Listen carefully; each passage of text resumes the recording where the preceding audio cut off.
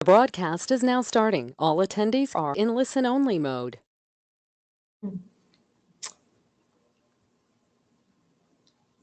Okay. Sorry for that brief interruption. What that may mean is that the recording only just started, but that's fine because we're just now going to start diving into the meat of the presentation. So as I was saying, we have Ruti Dotto, another agency relations account specialist, Jess Swanson and Jane Shade in volunteer services. And they're responsible not only for helping recruit volunteers for this program, but providing volunteer management and support and training as part of the program. So Jess and Jane, do you just want to say a quick hi? Hi, you guys. We're looking forward to partnering with you guys. Hello, this is Jess, and I'll be taking more of a backseat role this season, but happy to help and support Jane. And finally, we have a special guest this morning. Rachel Murphy is the Food and Nutrition Coordinator for CAPI, which has a food shelf in South Minneapolis and also does produce distributions in North Minneapolis and Brooklyn Center. And CAPI, as a partner agency, has been involved with this program since the beginning, since 2014. So Rachel, do you want to say a quick hello? Hi, everyone. Happy to be here. And I just want to say thank you to our presenters for being here today. So the goal of the Fresh Produce Distribution Partnership is to engage a wider group of partners in fresh produce distributions during the Minnesota growing season to better serve clients and meet community needs. So why are we seeking to engage more agencies with fresh produce? Each year we have increased availability of local produce during the summer months through farm to food shelf funding, and we'll talk about that in a moment. There's an increased desire and need on the part of clients in your community to access fresh produce from programs in our partner network. And we want to increase the amount and frequency of produce available to households dealing with food insecurity and to provide healthier food options.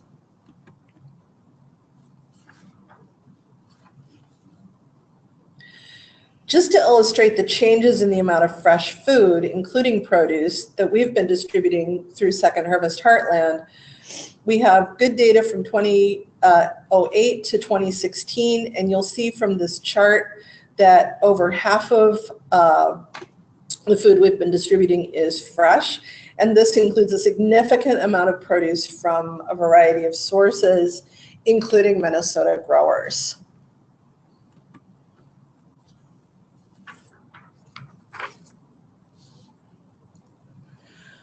So the produce that we distribute through our partner network comes from retail store donors, the agricultural surplus from farmers like the Minnesota growers that I mentioned, from distributors, and a small amount from government and other sources.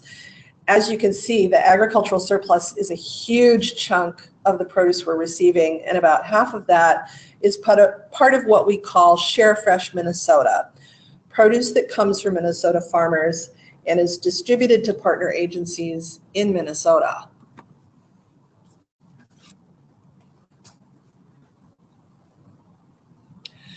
So the Share Fresh program gathers and distributes donated edible crops that otherwise would go unharvested or unsold.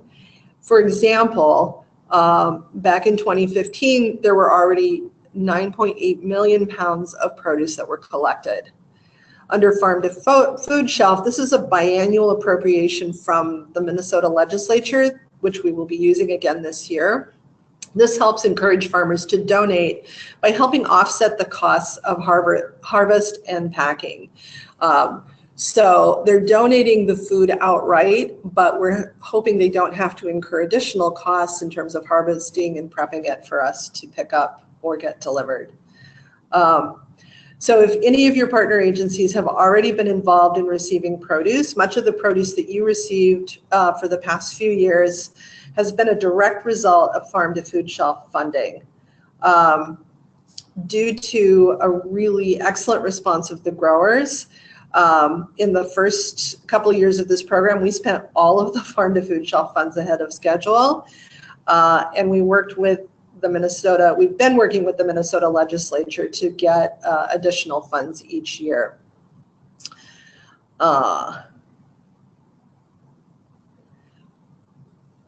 So what else do I want to say about this?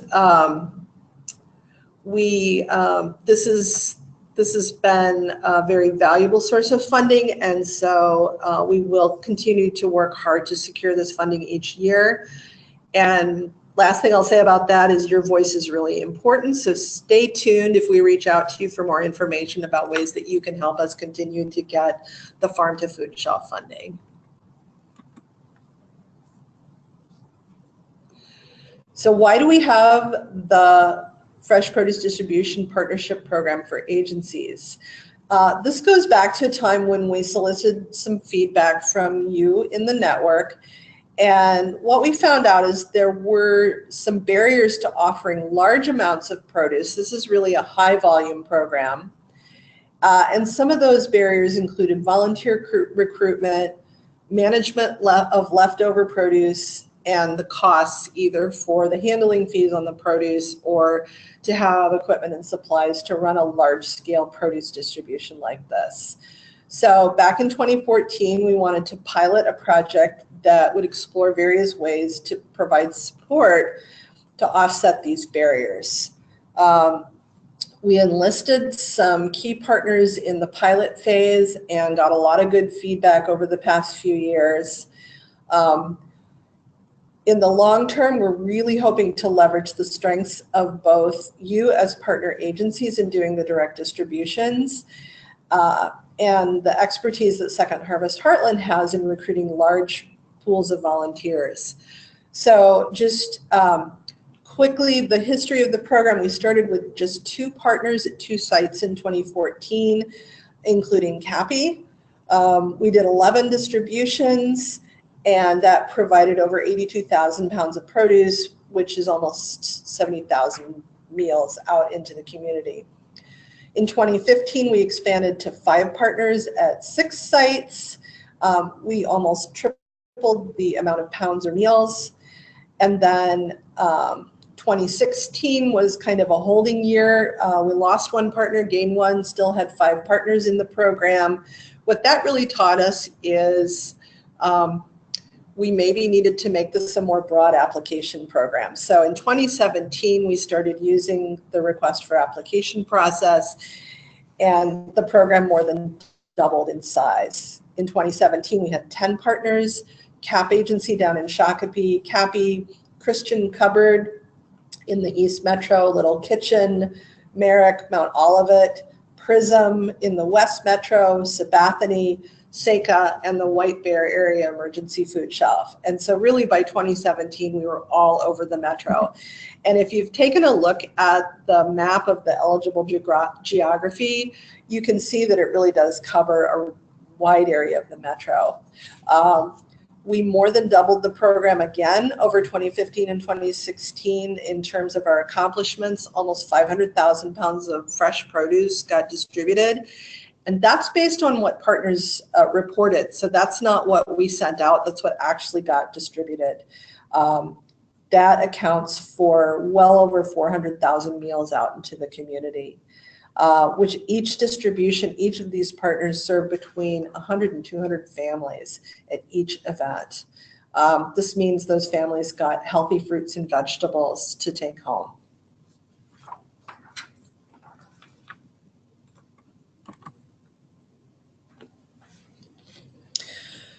So this year, we'd like to double the number of partner agencies again. Jane is laughing, but we're going to do it. This is so exciting. I love this. So again, we're soliciting applications from partners in the metro area from that map that you received. Up to 8 partners will be selected from that geography. We're also going to be piloting the program in Greater Minnesota with 2 additional partner agencies. And we're just going to continue to evaluate and improve the program in conjunction with you all, with participating partner agencies.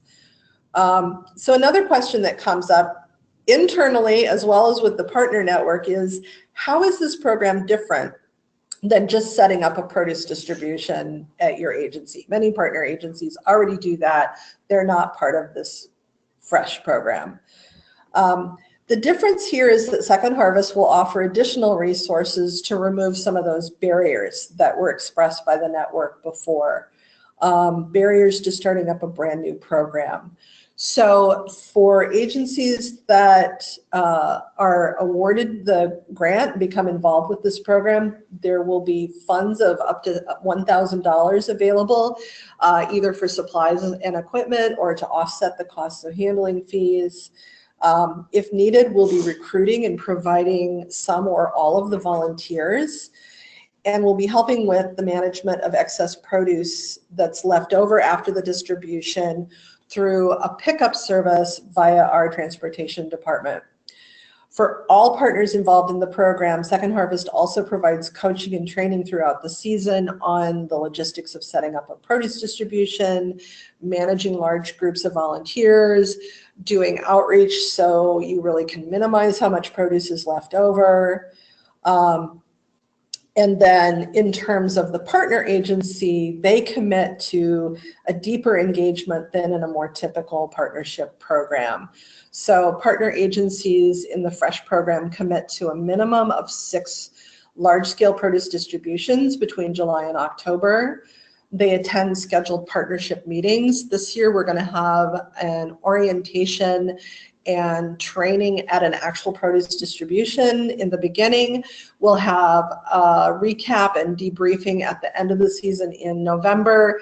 And in between, what we're going to try out this year is having some online meetings and more one-on-one connections, because we heard loud and clear from last year that there were too many meetings. Rachel, did you all at CAPI feel that way? It wasn't too bad. I think we appreciate the meetings, but I think the most valuable ones are sort of the start and end meetings for us, to kind of sum up the season.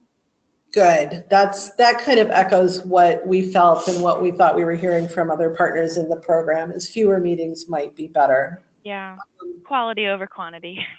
Quality over quantity, exactly. And then finally, this is a large-scale program. We'll talk a little bit more about that in a minute, but partners in this program agree to distribute up to 10 pallets of produce at each distribution event, especially during the peak when we're getting our largest amounts of donations in August and September.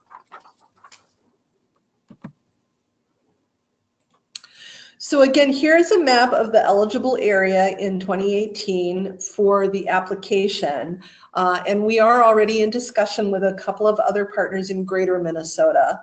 If you're not sure whether your agency or the program site you have in mind is within this area, do just check in with your account specialist. We can definitely look at certain proposals on a case-by-case basis.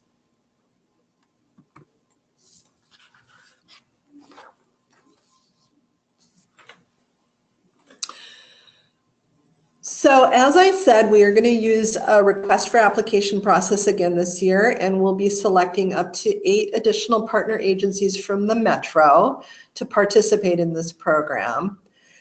As you go back and read through the application, note that the main criteria for selection are a desire to begin or increase distribution of fresh produce on a large scale, demonstrated additional need in your community beyond your agency's current service, developing a client outreach plan that will expand service in your community. And this is especially helpful for ensuring that you're able to give away a full 8,000 to 10,000 pounds of fresh produce each time. The more outreach you can do, the more people will come, the more food you'll be able to give out. And that's a good thing. And then new this year, we really want to place a special emphasis on serving families with children. So we are going to be giving priority to applications that meet all these other criteria and also include special outreach to families with children. And then finally, the agency partner needs to be in good standing. That means they submit their stats on time and pay their bills, and they practice good food safety and so on and so forth. In addition, we have talked a little bit about active engagement in the program. So there will be the 2 in-person meetings, the orientation and volunteering at a distribution, and the late fall debriefing, some kind of midterm check-in that likely will be online, possibly a format similar to this one. And then of course, partner agencies check in one-on-one with their account specialist and with the volunteer services coordinator throughout the season, including as we prepare to launch the season and get ready. You can always have additional contact as needed. You want to plan on having the 6 total distributions across the season. Another thing to consider is you may be working with a host site. If you're choosing not to do this at your agency's main location, you definitely want to start talking with that host site organization and think about how you're going to be working with them. We want to look at your ability to offer distributions at times that target increased client access, such as the late afternoon or early evening, Saturdays, and so forth.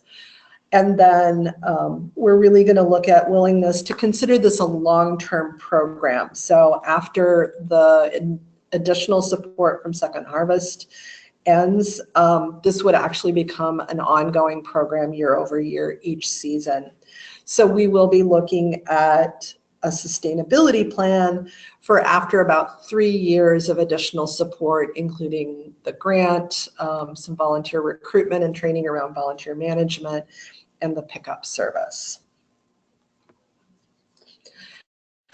You know, I think, Rachel, I know your agency, because it was part of the pilot, didn't have to fill out the application, but is there any advice you want to offer at this point about looking at those issues of outreach and how often the program is? Any advice to what might look like a strong application from the agency partner side?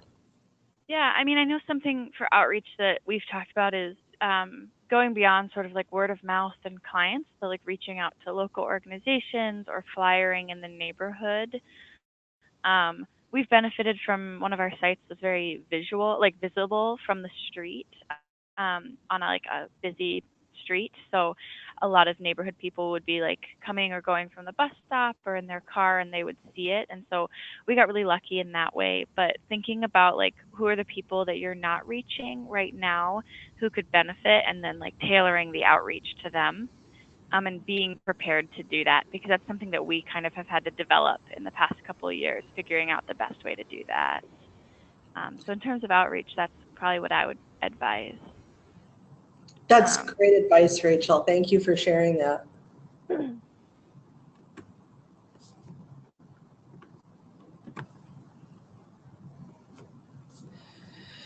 So again, we want to call out that this year we are going to be giving additional priority to applications that include special outreach to families with children. Some examples to think about of places to partner to do this would be schools, especially if they're not operating in the summer. The school parking lot could be a great location. A youth center, an organization that offers after-school youth programming, a family service center. In Minnesota, the summer food service program sites. In the email that went out with the application, we actually included a link to the Department of Education site that has all those. If you have any trouble navigating that website, it can be a little tricky. Please feel free to reach out to your account specialist. We can also put you in touch with folks in our child hunger program. We'll want you to outline a plan for outreach to families if that's an approach you want to take. To work towards a goal of 50% or more individuals served being under 18. So those families being served do have children under the age of 18. CAPI has managed 2 sites in this program, and one of them is located near where there was a school originally. And we saw that that site easily met service of 50% of the individuals were children in terms of that location. Rachel, I don't know if you want to say any more about what might have been unique about that site, that you did see a lot of families with children coming. I mean, yeah, it was close to a school. It was our North Minneapolis site, close to a school. I think close to possibly a couple schools. And I think it was pretty close to like a residential area. We were in a church parking lot, and the main streets obviously had businesses, but we were right by a neighborhood. So I think it was just like heavily, like a lot of families lived in that area, and so the people that were coming with us were or coming to the distribution were families with kids or even multi-generational households with both seniors and children. All right, that's really good to know. Finally, we do have available a list of the schools that Second Harvest Heartland has partnered with through our Food Plus You program. We have a list of 3 or 4 years worth of partnerships, past partners and current partners, and we're more than happy to share that with you. We'll likely be sending that list out to the network next week, but definitely you should reach out to your account specialist if you would like a copy of that list right away. These are all schools that are working and providing food support to their families year-round, either through a distribution or a small pantry. And I'm sure they would love it if someone wanted to work with them to do a summer produce distribution.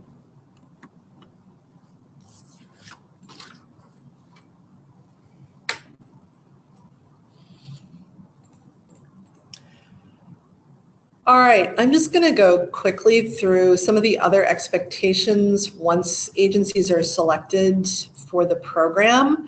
We'll be working closely with you to set up a regular schedule for distributions, figuring out how to set up a mass distribution process and line management, ensuring a positive volunteer experience. One thing we've learned is volunteers really love doing this, and we have our volunteer services staff available to provide a lot of support and information. Consider the relationship with the host site. We are asking for a letter of support if you're using a site other than you own. We really want to make sure they understand that there will be some support needed from them as well. Space for delivery and distribution, possibly some assistance with management of excess produce and waste, and potentially challenges with storing pallets and garbage if we're not able to pick that up right away. There's just a number of things to talk through with the host site. And finally, as we've kind of hinted at throughout the season, there is really strong engagement with Second Harvest Heartland, a lot of communication. We want to set ourselves and you all up for success. So once you're engaged in the program, if there's any particular challenges, we want to be able to reach out to you. We want you to be able to reach out to us right away. It's very helpful if you can identify a primary contact, even if that's 2 people, even better. And then just one last thing, like any other partnership program with Second Harvest, there are some handling and potentially delivery fees involved. And we want to make sure everybody is submitting regular statistics. That's been extremely helpful in evaluating the success of this program and bragging about the great work of our partner agencies. Rachel, do you want to mention any other particular challenges you remember from when you were first coming into this program and starting the CDIS and getting distributions set up?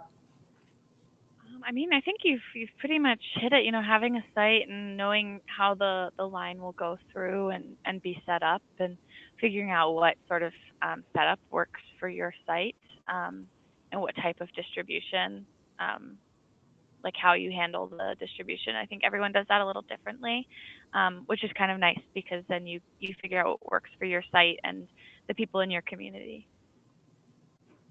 Thanks, Rachel. And I'm going to ask Jane now too, any advice as agencies are thinking about applying to this program in terms of just briefly some of the expectations we have for what is both a volunteer experience with your organization, but also a Second Harvest Heartland volunteer experience. Yeah, so I can talk through about what this partnership means and what it looks like from the volunteer management. So we're really here to support you guys, and we think of this as an extension of Second Harvest Heartland's volunteer experience. So the volunteers that we'll be recruiting for these events, think of it that they're coming to Second Harvest. So they expect a very well-run volunteer experience. They're outside on they know that they're going to be volunteering with you guys at your partner agencies, but they are familiar with Second Harvest and that they know they'll have a good volunteer experience. So we'll be coaching you. That's part of the orientation and meeting one-on-one with you to give you some of those best practices with working with volunteers, and we'll be training you on that. Also part of this partnership is recruitment. So Second Harvest Heartland, if needed, can recruit all 100% of the volunteers or at 50% too, and that's part of that application process. You can indicate that.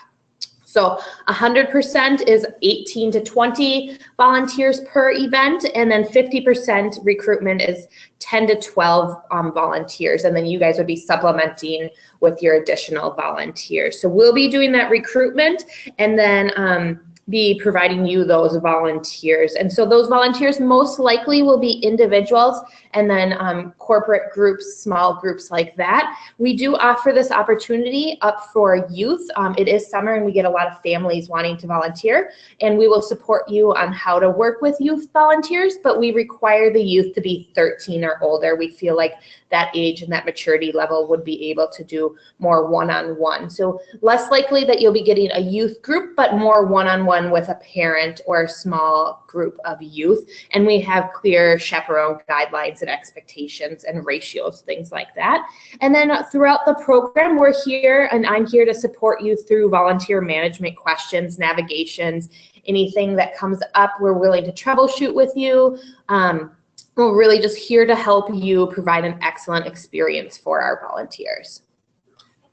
Great, thanks, Jane. Anything to add, Jess? I was just gonna see if Rachel had any input on her experience with Second Harvest volunteers and your thoughts on that relationship, since you have been with us from the get-go and we've evolved the volunteer partnership and how that's gone for CAPI. Yeah, I mean, that's definitely one of the areas that CAPI has been challenged, is building that sort of volunteer base. And so Second Harvest has been really helpful in sort of supporting us, and Jess has, met with me and given advice and suggested like recruitment ideas.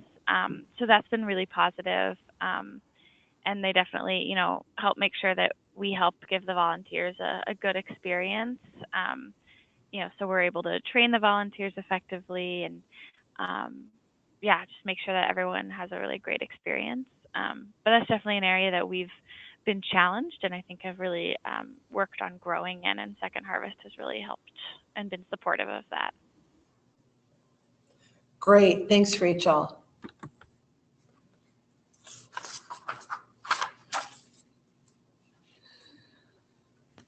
All right, so this is lifted straight out of the application. The timeline is that the applications went out on February 23rd. Today is the webinar. Applications are due on April 6th, and by the 23rd, we'll be able to notify everyone of who's been selected. We'll be checking in then with those agencies who've been selected in April and May for some one-on-one connections. And then the orientation and volunteering at a produce distribution has not been scheduled yet, but that likely will be late May or early June. And then distributions begin in July. We've found that meetings provide a really valuable opportunity to network with other partners in the program, including we'll be able to connect you with some of our veteran partners. And the feedback that we've received from those meetings has just been invaluable. It's also helpful, I think, to have that peer support.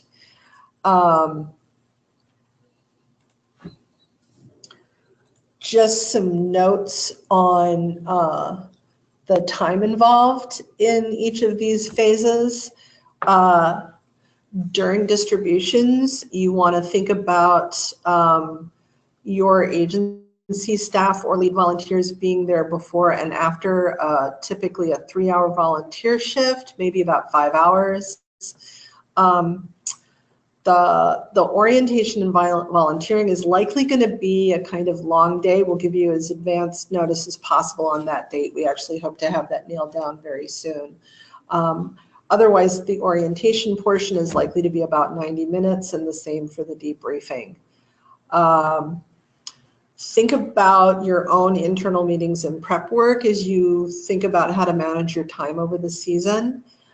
A recent cohort of agency partners from 2016 reported they put in an average of about 64 staff hours into this program over the course of the season. And typically they had at least 2 key staff and or lead volunteers involved in being a point person and helping manage the program. Rachel, anything to add about the time commitment?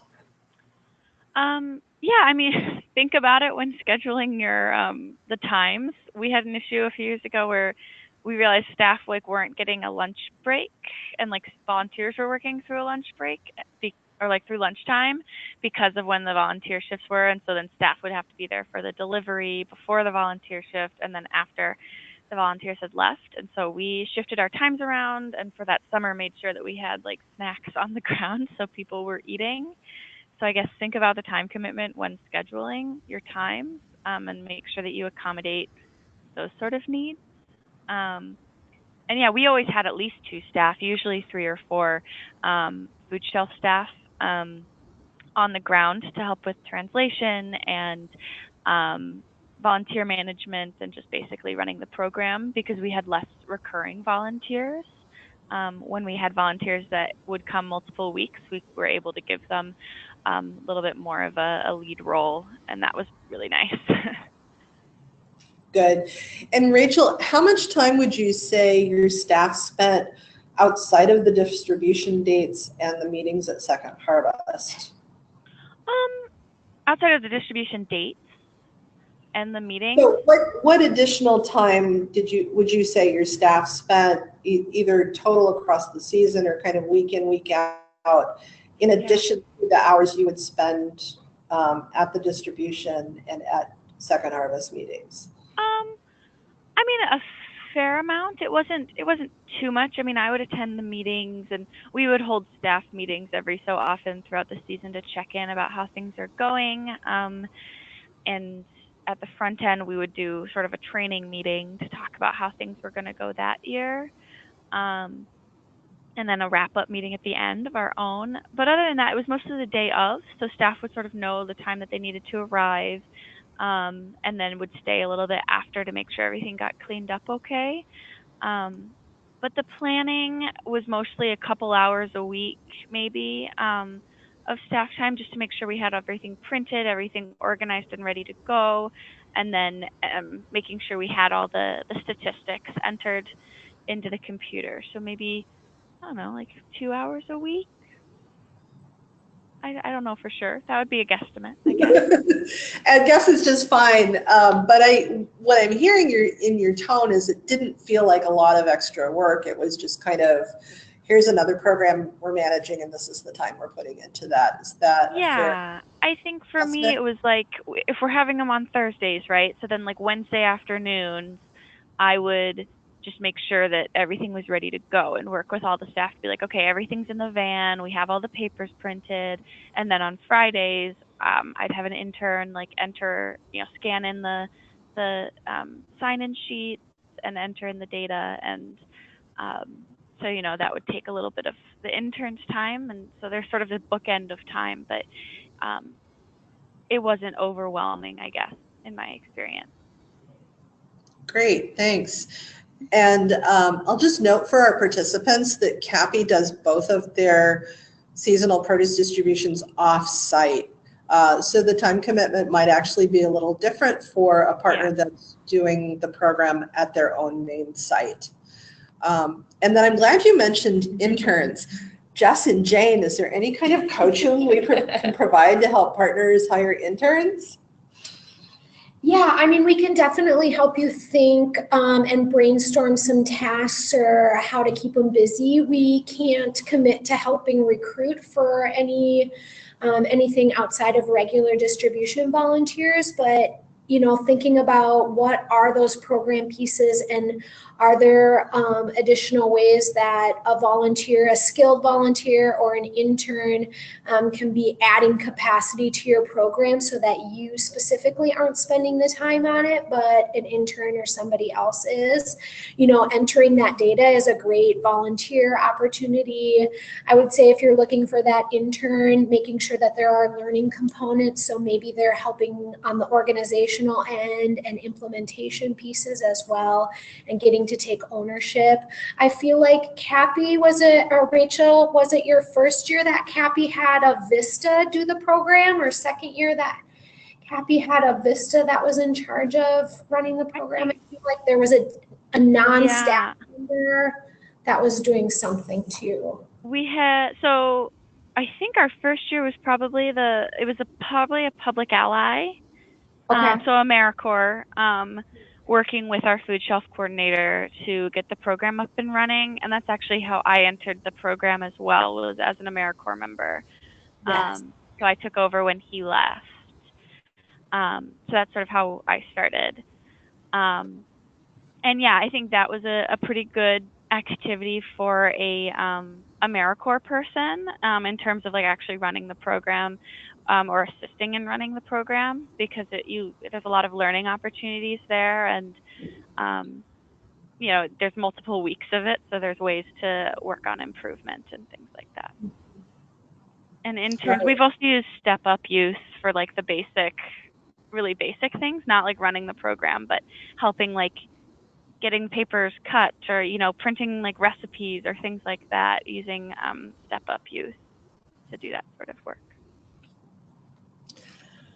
Thank you, Rachel and Jess. That's really valuable information. I'm going to move quickly through the last two slides because I'm realizing we've taken up more time than I wanted just on slides, and I want to get to the questions as soon as possible. But just quickly, once the agencies are selected for this program, the produce is set up as a standing order. What we've learned from experience is to kind of ramp that up a little bit gradually.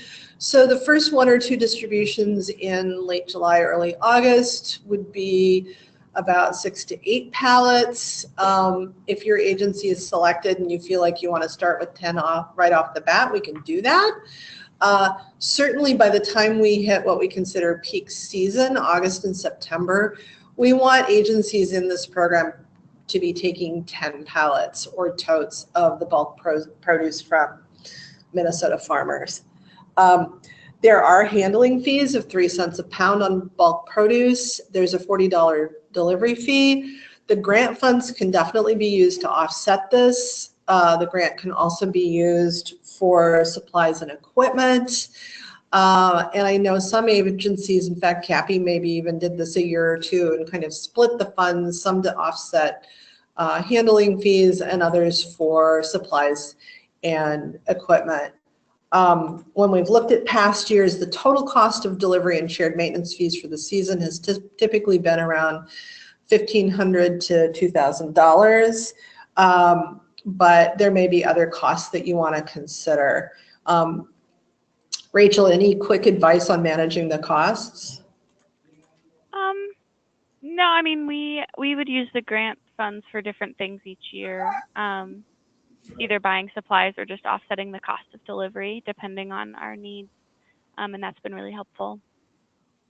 Great, thanks. And finally, what we've seen over the past couple of years is a really great variety. Now, obviously, some of these things are not Minnesota grown, like pineapple, but especially early in the season, before we have a lot to harvest locally, we are sometimes able to supplement with produce from our Walmart distribution center, and that's where the pineapple came from.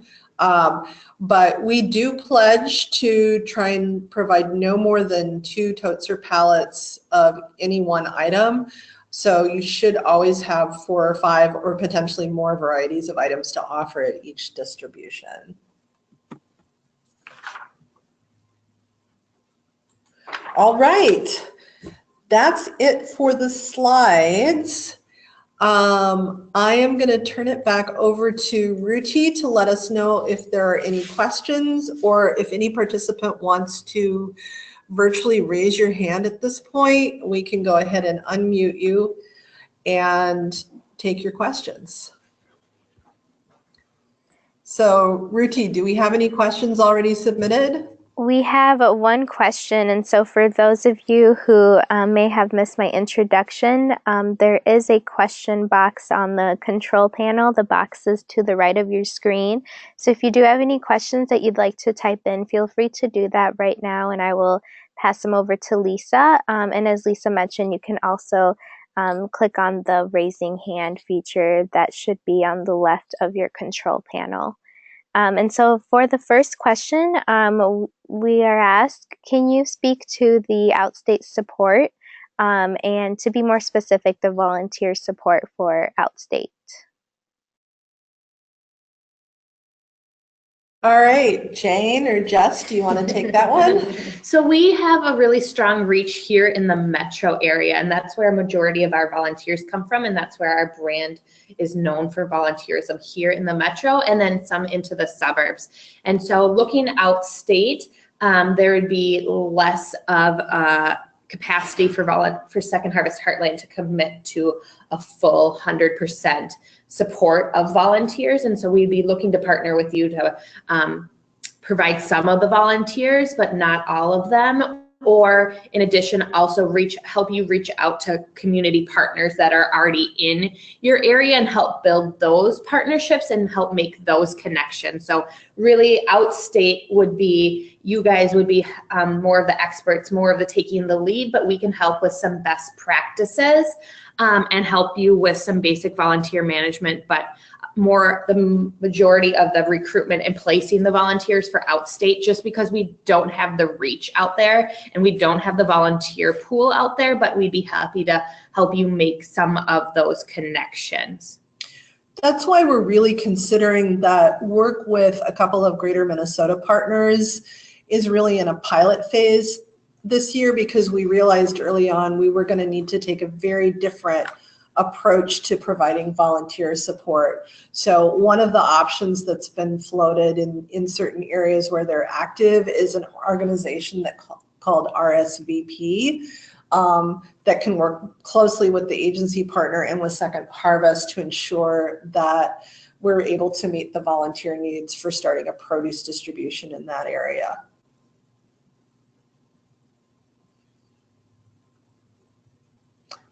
Thank you, Lisa. It doesn't look like I'm receiving any questions right now. And so if anyone does have any questions, please type the question. We can give maybe 2 more minutes for questions, or please click on the raising hand feature and we will unmute you to ask your question.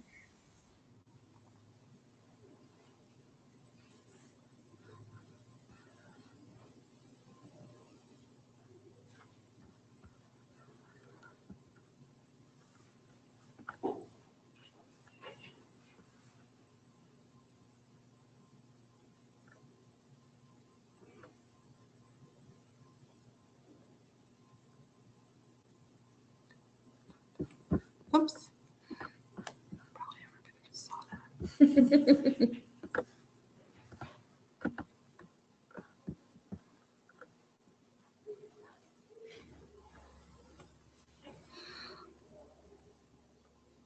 All right. Well, it sounds like I must have been really thorough. Because I think we're not seeing any more questions or hands raised. I just want to give one more shout out to exploring how your program might be able to do special outreach to families with children. We do have a list of our past and current Food Plus U school partners. We can help you navigate the summer food service program lists and think about other types of organizations you might partner with.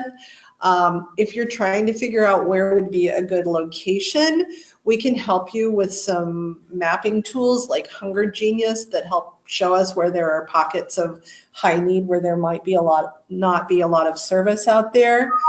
But finally, I just want to thank everyone for their time this morning, all of the participants who listened in today. Hopefully we were able to answer most of the questions you maybe came to the webinar with. I believe most of this webinar has been recorded, and we will post it as a link that you can access. And a special thank you to our panelists, Rachel Murphy from CAPI, Jane Shade and Jess Swanson from Second Harvest Volunteer Services. And thank you very much to our host and facilitator, Ruti Dotto.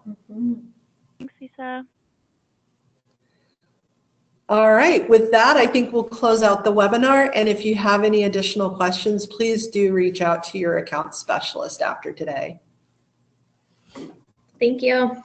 Thanks. Thanks, everyone.